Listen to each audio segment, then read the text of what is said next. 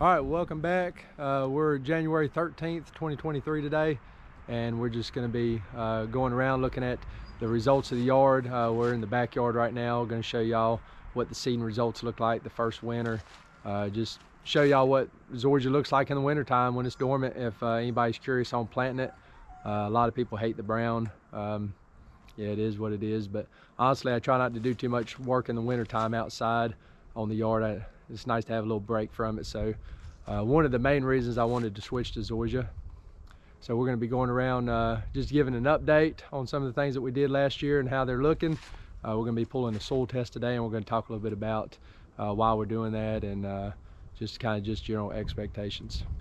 Well, here's the clover plot that we planted. It was sometime later last summer. I can't even really remember what month we planted it in, but it did really well. There's a couple bare areas down towards the bottom next to the wood line, but overall really filled in nicely. It's not super thick yet, but that's coming. I haven't done anything to it except mow it one time. No fertilizer, no soil amendments except for what we did when we initially planted it. But overall it came in really nice. We get deer out here every single night, and the dog loves to watch them.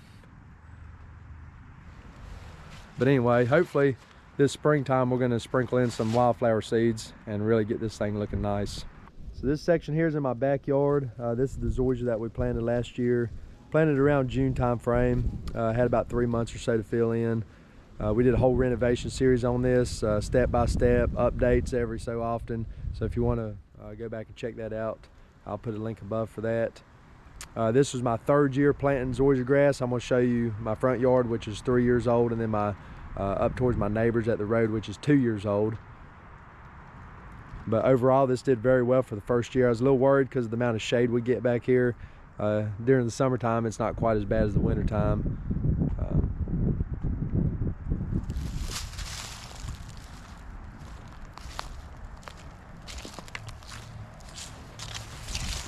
Just give you an idea on how thick it got the first year. And again, this only had just a few months to really grow and fill in.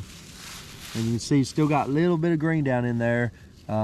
Just got to be careful if you're going to spray non-selective herbicides in the transition zone. Zoysia really doesn't go dormant, at least in my area it doesn't. I've got a walkout basement on the back side of my house, so that is at least a 10 or 15 degree slope. Had zero washing on it. A couple different things that I do whenever I do seeding, and the aerator I think is the key for that.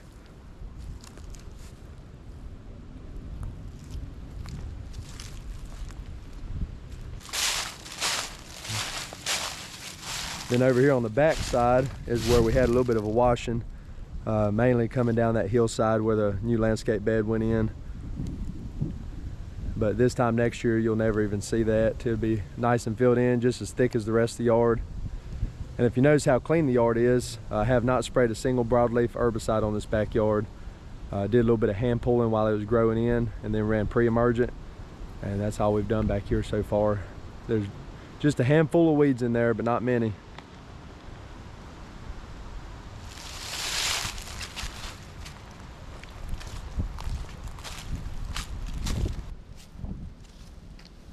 This section here is my front yard. It's around 16,000 square feet. And this was seeded 3 years ago. Really, between the second and third year, it doesn't change too much.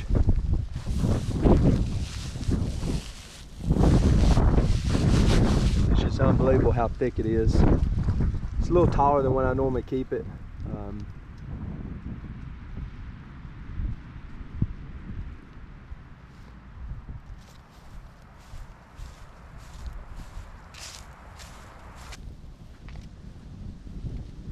So this is a new project area that we're going to be working on this coming summer.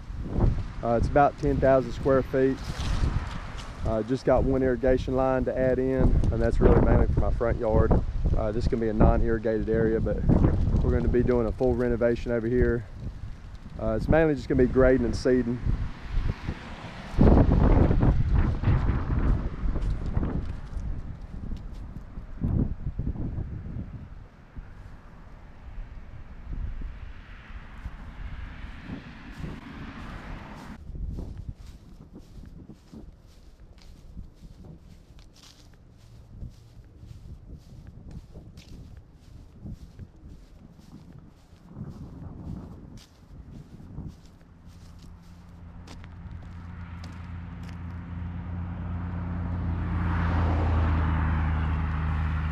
And then this is the last section, about 9,000 square feet.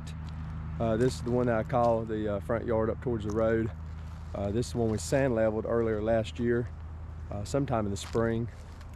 It's fully recovered from that. Doesn't look really much different than my front yard. That was done 3 years ago. This one was seeded 2 years ago. And this has not had a broadleaf herbicide on it all last year or this year.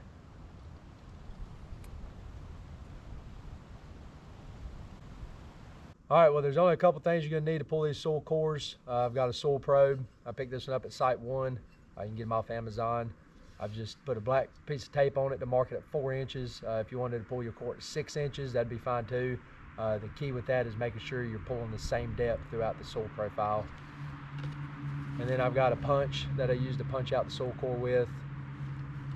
And then you've got a collection container. So I just got a box here. Since we're gonna be pulling 3 separate samples today, I just divided it out. We're gonna do the backyard as a sample, we're gonna do the front yard as a sample, and then the section up towards the road. And the reason I'm doing 3 samples this year is just because of the variation that I had. They've been planted at different times. Some of them have missed a fertilizer or lime application here and there.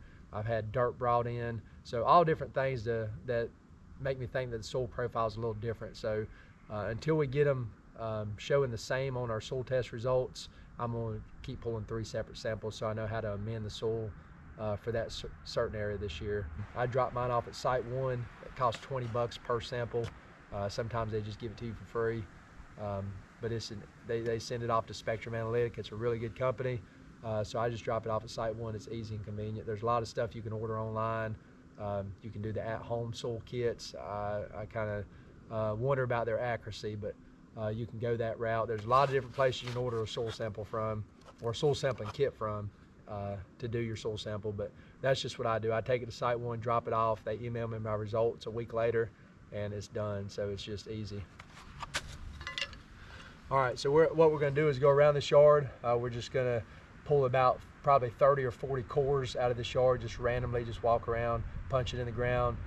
Oh, and one important thing about pulling core samples, you want to make sure you're within at least 6 weeks post fertilizer application. I don't even know the last time I put out fertilizer on this yard, but it was probably 3 months ago. So really about 6 to 8 weeks is your safe zone. Don't pull a sample right after you throw out a fertilizer application, because you know it's going to be skewed.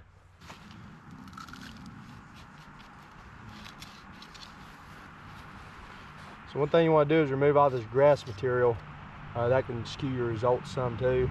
If you got a real thick stand of turf or established stand, you're going to have a thicker layer on top here, and you can see I don't really have any grass here at all on top, but you would want to remove that top, you know, ½ an inch or so, just to get that grass thatch type material out of there.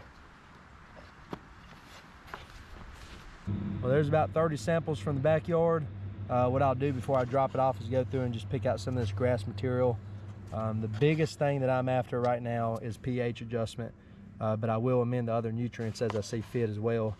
So once you get your samples collected, you just want to get it all mixed together. This is a little wet, so I think I'm going to let it dry overnight before I take it in, because when you send this soil sample in, they aren't going to send this whole sample in for you. They're just going to take a subset of it, so you want to make sure it's blended really well before you take it into them. That way you get an accurate reading across the whole yard.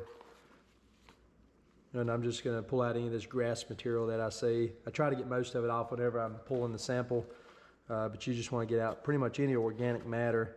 The little fine root hairs really don't matter too much. You're not going to get all them out anyway.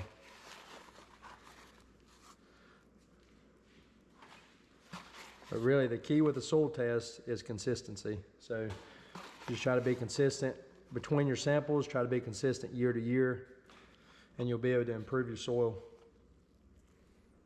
I appreciate y'all watching. I've just got to pull the cores out of those 2 samples and get those shipped off today. You could really be adding lime any time of the year if you want to, but I'll start my soil amendments about the time the growing season starts. I really just need to give everything time to dry up. It just stays so wet here during the winter time, especially in the backyard.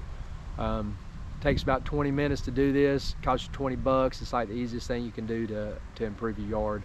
A lot of guys will feed the turf what it needs throughout the growing season, which is fine, But if you want to follow the advice of this channel and you see my yard, I attribute those results to getting the soil balanced and having the proper nutrients for the grass to grow. So you can take it for what it's worth, but for me, the soil test is one of the most important things you can do to your yard.